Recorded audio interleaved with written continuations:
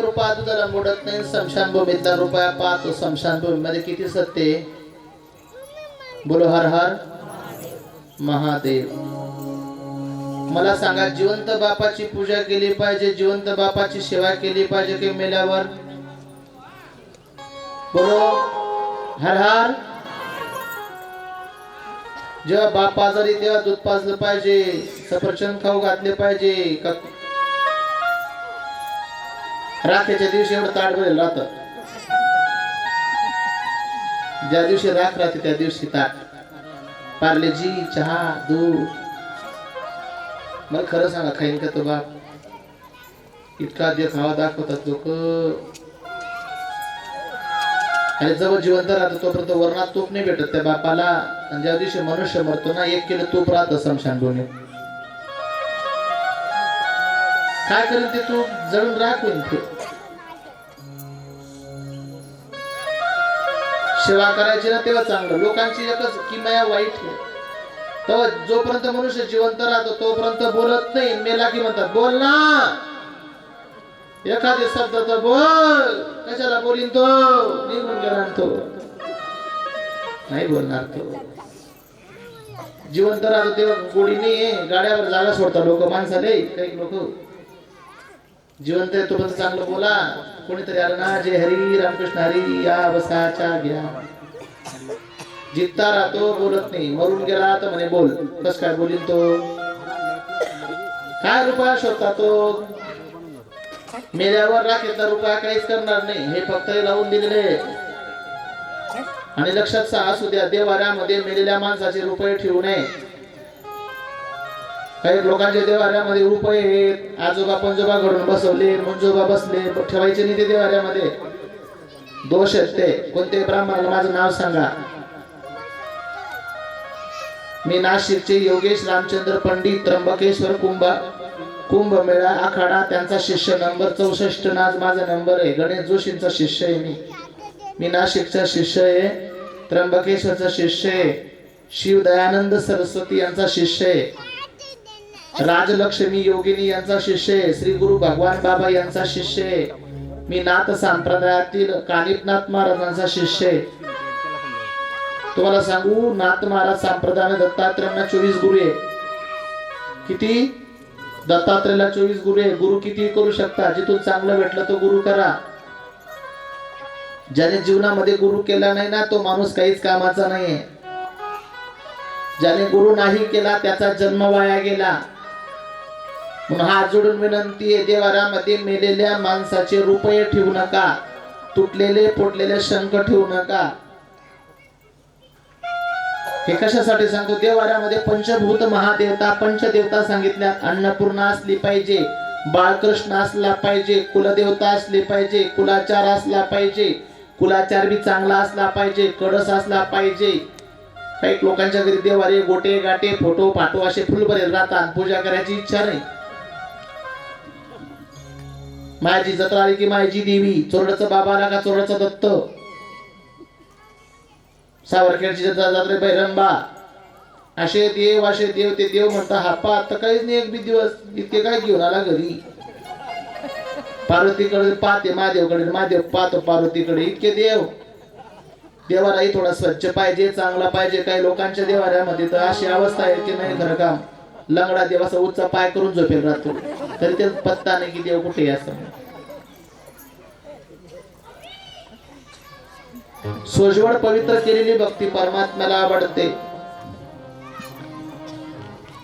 कोणाच्याही देवाऱ्यामध्ये जर मेलेले मुंजोबा राहतात नाही, लोक काय करतात, धरतात तो मुंजोबा देवाऱ्यात ठेवतात. तो मुंजोबा देवाऱ्यात ठेवू नये. घरामध्ये एखादी मुलगी असते, तिला मासिक धर्म येतो, तिची सावली देवाऱ्यावर पडायला नको म्हणून तो मुंजोबा गावाच्या बाहेर पिंपळाच्या पारावर बसून द्यायचा. तो घरातला देव नाही आहे.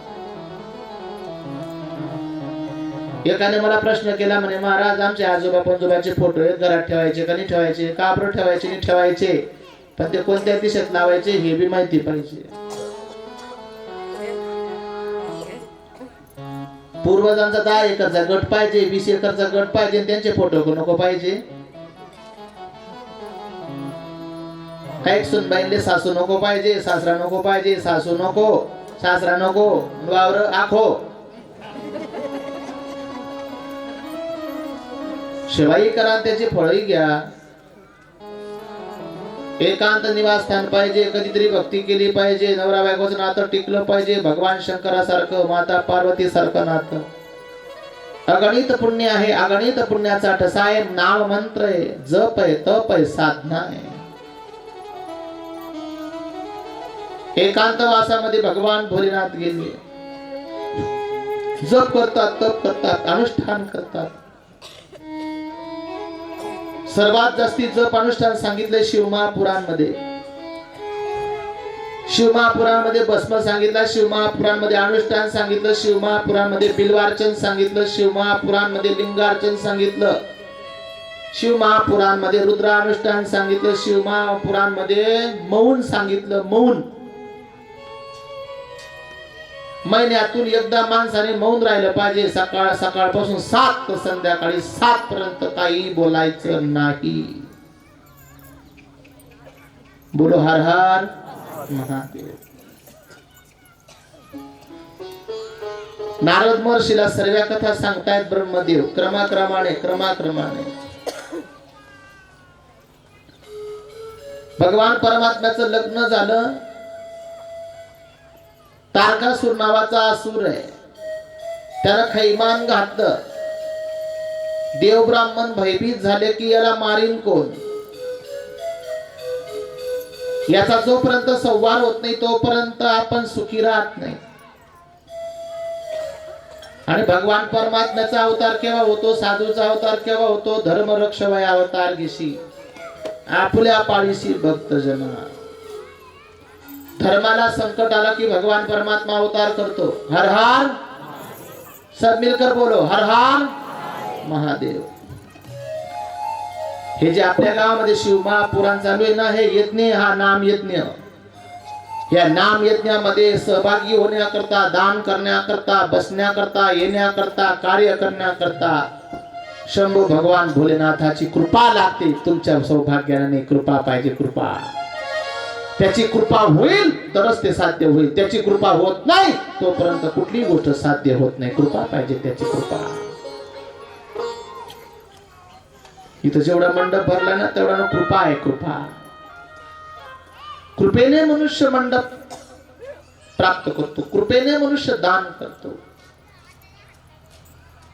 या ठिकाणी ज्या मंडळीने किंटल गहू दान केले, 50 किलो गहू दान केले, कोणी वांग दान करतं, कोणी तेल दान करतंय, कोणी धान्य दान करतंय, ही कृपा आहे.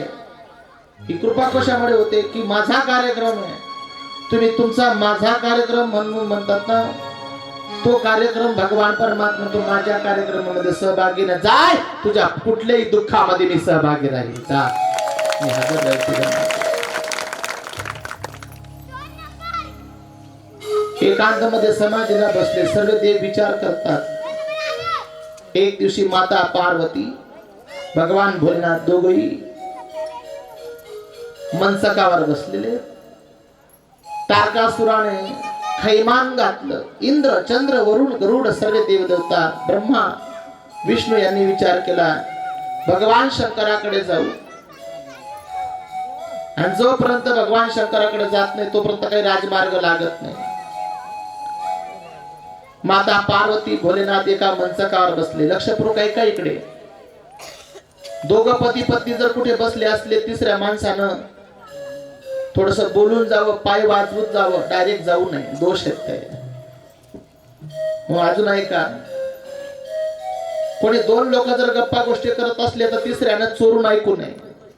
जर चोरून ऐकतो ना ते सर्वात मोठं पाप आहे. हर हर.